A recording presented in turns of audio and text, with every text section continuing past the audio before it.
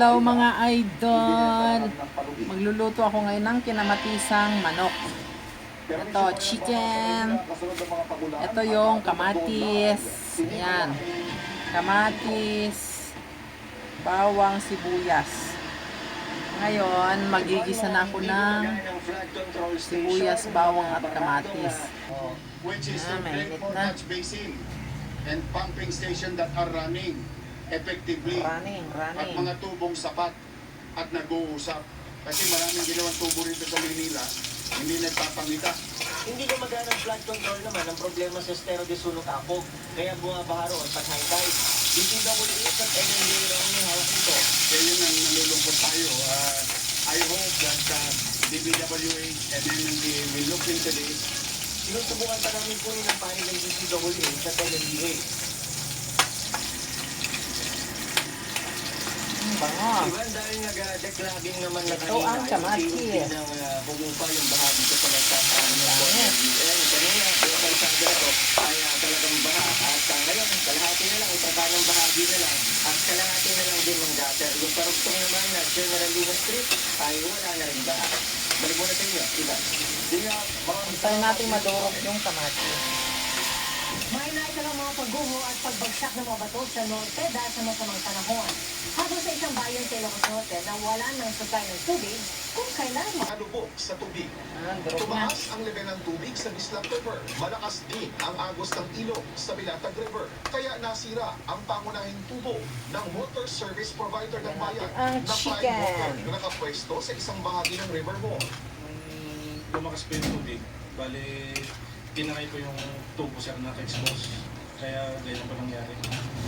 Ang hindi lang namin alam sir kung ano po yung nauna, yung river wall ba? Kasi ilang araw na hindi kumakain si Prince. Wala nang ulam.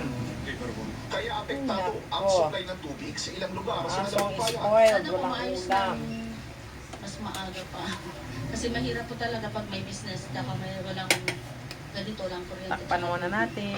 At hanggang ngayong hapon po ng Sabado, nagpapatuloy pa rin ang ulan at malakas pa rin ang agos ng ilog. Ivan, mabilis ang pagtaas ng baha lalo na sa mga mabababang kalsada sa Negros Occidental. Kagaya na lang dito sa Bacolod City, kahit malakalak ang pagulan ng nararanasan sa probinsya ng Negros Occidental.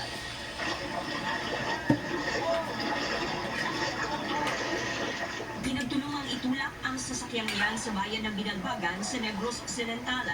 Stranded kasi ito nang sumungin ang abot-hitang baha sa kalsada. The singer na minahal ng bayan bilang si Papakulo na lang. Teacher na hobby of bowling at crocheting, Miss Talent Inventor. Manas collection. Ayan mga idol, kulo na. Bango.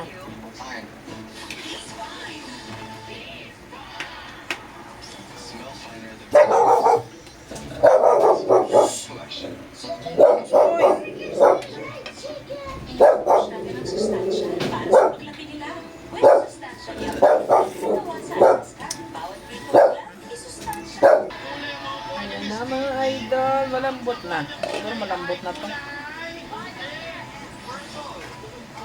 Okay. Ganda ng kulay. Ilagay ko na yung inventong gulay. Talbos ng kamotse.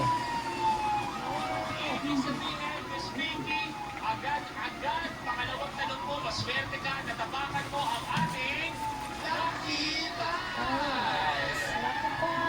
At dalawang bagay po sa ating Lucky Tiles. Una, kung magkano po ang Bentong value ng gulay. tile mo, agad-agad namin dodoblehin at ibibigay sa iyo Try ko kung in pwede. cash. Kaya naman, ang mga kukuha mo ay Yeah. 10,000 pesos!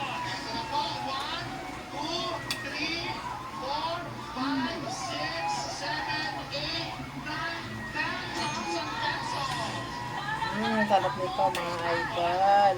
At eto pa yan, ang pangalawang swerte ng Lucky Tile, pwede kang umabante sa kahit anong tile sa iyong harapan. Hey, here, pwede? Abante sa blue, 15,000! Parang kulang ang sabaw. Okay. Number 50. Sarap.